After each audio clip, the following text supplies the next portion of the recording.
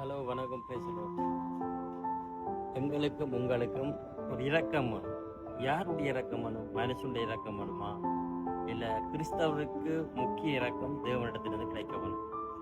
தேவன் தேவனே எங்களுக்கு இறங்கி எங்களை ஆசீர்வதியும். ஒரு ஆசீர்வாதம் எங்களுக்கு தேவையண்டா தேவன் இறங்க வரும். ஒரு பண உதவி தேவையண்டா ஒரு வேலை செய்கிற இடத்துல முதலாளி எங்களுக்கு இறங்க வரும். அப்போ இரக்கம் எங்களுக்கு எப்படி கிடைக்க வேணும்?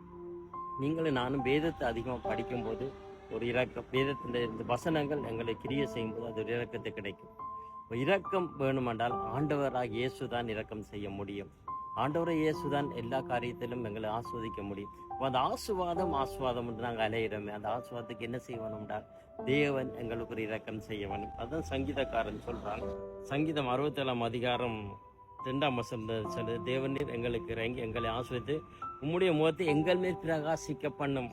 ஒரு முகம் எங்களுக்கு ஒரு பிரகாசம் வந்தால் தான் ஒரு ஆண்டவரும் எங்களை ஆஸ்வதிப்பார். ஆண்டவர் பிரகாசிக்கும் போது அவன் எல்லா விதத்திலும் ஆசுவாதமாக காணப்படுவான். அப்போ ஆசீர்வாதம் முதல் எங்களுக்கு தேவை, ஆண்டவர் தேவை.